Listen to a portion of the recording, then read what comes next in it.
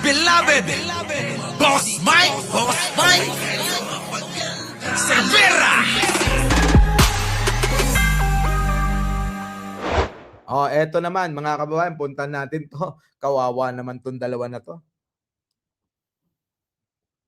Mga kababayan ko, etong nagngangalang Bryce Hernandez at JP Mendoza, mga kababayan, ay hindi nakasama sa magiging state witness pagdating po dito sa controversial na flood control scam.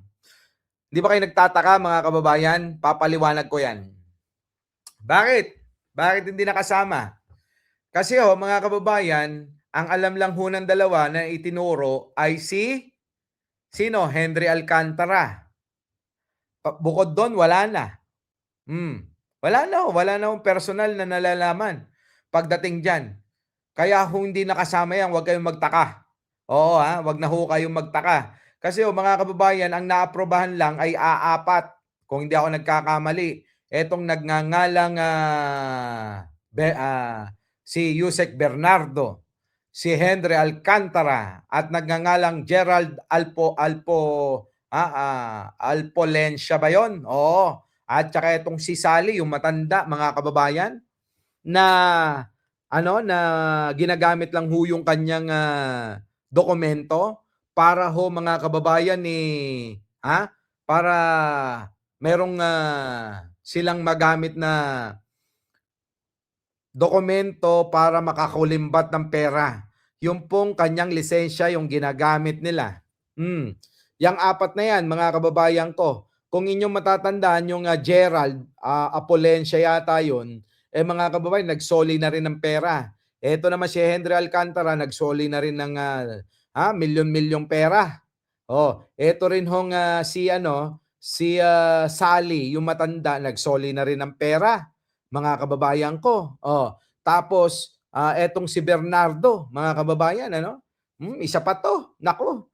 Sandamakmak ho ang pera niyan, mga kababayan.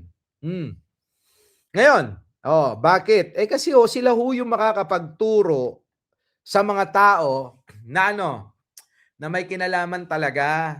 Saan? Sa pagnanakaw diyan po sa pondo sa DPWH. Nabalitaan nyo ba yung sinabi ni Ping Lacson? Ito na naman tayo sa mga Martinico dito, mga kababayan ko isipin nyo, ano sabi ni Ping Lacson? Ito daw talagang si Martin Romualdez, mga kababayan, ay mayroon pong kinalaman dyan. Bakit? Kasi etong si Martin Romualdez ay mayroon pong ebidensya na makakapagturo na tauhan niya ang mga diskaya. Kita nyo? Ayan na.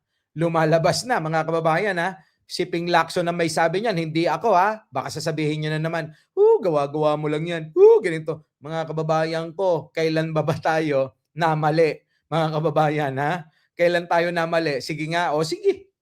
Sabihin na natin sa huling pagkakataon, baka dito tayo mamali. Pero bakit ganito nangyayari? Mismo si Ping Lacson na ang nagsasabi, mga kababayan, na ang Martin Romualdez ay may kinalaman dahil nga konektado kay Diskaya. At meron na daw hong lalabas, mga kababayan, ayon uli ito kay Ping Lacson na may magtuturong isang babae na talagang ang Martin Romualdez at Diskaya ay magkakotsaba. Nako, Diyos ko po. Delicates, mga kababayan, maraming mapapahiya. Dali babes? Mukhang maraming mapapahiya sa atin dito isa na dyan si Jojo Chavez, buti na lang tulog na. Buti na lang tulog na, mga kababayan, ngayon, isipin nyo maigi. Paano na ito? Mukhang tatama na naman tayo. Tapos ano mangyayari? Uy, nako, ewan ko na lang sa inyo. Di ba? Si JJ Sales gising pa ba? Olive Macapagal. Balitang-balita yan. Hindi ho ako may sabi niyan Si Ping Lacson ang may sabi niyan. Alam nyo naman si Ping Lacson, wala kayong maibabato dyan. Ulitin ko lang meron isa, Koratong Baliling lang. Nandyan na si Biyahe ni Koy. kamusta na ang Bengador kanina? Wala ako. Iiyakan na ba? Malapit na yan. Ayaw kasi nilang maniwala. Tignan natin mga kababayan ko. Sana nga. Ako alam nyo mga kababayan, iniisip ko rin sa sarili ko minsan, alam nyo, na sana hindi totoo. Bakit kanyo? Kasi nga ho, pinsan ng Pangulo. Alam nyo, matagal ko na rin nais, at madalas ko rin pinagdadasal ito, na sana, wag na lang sana na may kinalaman, ang alin, ang Martin Romualdez dyan sa usapin na yan. Kaya lang sa lahat ng mga kwentuhan sa mansulok ng palengke sa aming bayan, si Romualdez ang pinag-uusapan. Oo, matindi. Paano ngayon ito? 'Di ba? Ano masasabi nyo dyan? Kayo nagtawa eh. Ano masasabi nyo ngayon? Kung paano na ito? Hindi ako may sabi nito Hindi rin ho ako ang nagbalita. Hindi rin si Biyahin ni Koy. Kundi si Ping Lacson. Mga kababayan, Ping Lacson. Mga kababayan, siya po sa kanyang bibig, sa kanyang bunganga, lumabas ang sinasabi na ang Romualdez daw na dating speaker ay merong ugnayan kay Sara Diskaya. At may magpapatotoo daw mga kababayan na isang babae. Sino kaya siya? Sino ang isang babaeng ito?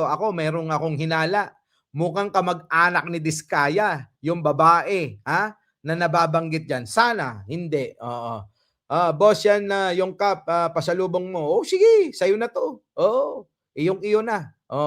Di ba? Ito, ayaw mo to? Yung hoodie ko, Gucci, men, binili ko sa ukay-ukay dito.